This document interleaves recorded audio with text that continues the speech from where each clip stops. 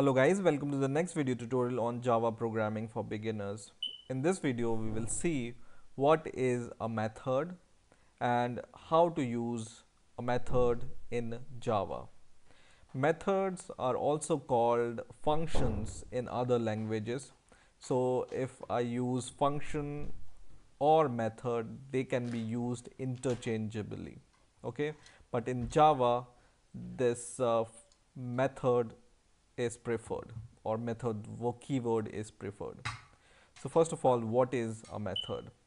A method is a piece of code which executes some logic, and you can wrap this method with a name, and you can call this method again and again whenever you want to use it. Now, how to use a method? First of all, for your information, this main is also a method which every Java program has. This I have told you in the initial videos, right? So in this same method, this is, Java is expecting us to provide, and our method name should not be main, because there should be only one main method in any Java program.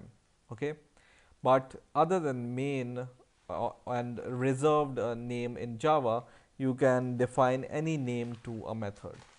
So first of all, let's see what is the basic syntax of a method. So we just give, first of all, the access specifier to our method, which is public, like this, and then static. So don't worry about these public and static, because we will see these keywords in detail in the later videos whenever we will see how to use classes. But then starts this return value, which is the part of the method, and then comes the name of the method. For example, my first method. Okay, and then comes these brackets. In these brackets we can pass some parameter, but for the first time, because it's an introduction, I just want to leave them empty. They can be left empty, or you can pass parameters like int a, something like this, in here. But for now, for simplicity, I will leave them uh, blank. So this is the simplest kind of method. So what are these? First of all, public static is called the access specifier, and public keyword tells your class or Java that it's accessible anywhere inside your class. Okay, and then void is the return type. Right now we are not returning anything, that's why we write here void, but I will show you in the further videos how to return value using method, and in that we will see more options other than void with this method. And then comes the method name, and in these circular brackets or round brackets comes the argument. For now we are not passing any argument, and then in these curly braces comes your statement. For example, we want to execute, or we want to print some message. So system dot out dot print line, and we just write hello YouTube.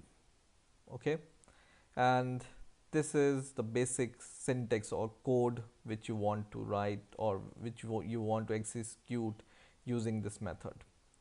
Now you can call this method in your main method here, and you don't need to execute or print anything. You can just call this method as it is. You just need to copy the name of the method like this, and then provide these two round brackets. Okay, and then when you run the program, it will print hello YouTube.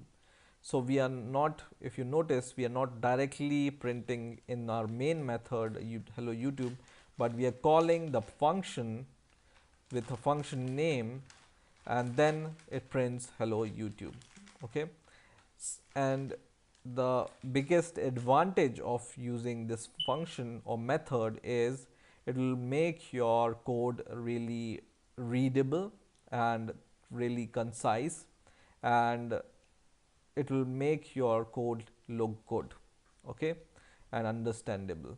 So for example, you want to call this method again and again inside your function, you can call it and you don't need to write any further code, right? It will print hello YouTube 5 times. So you can call a method again and again inside your main method, and without rewriting the same code again and again.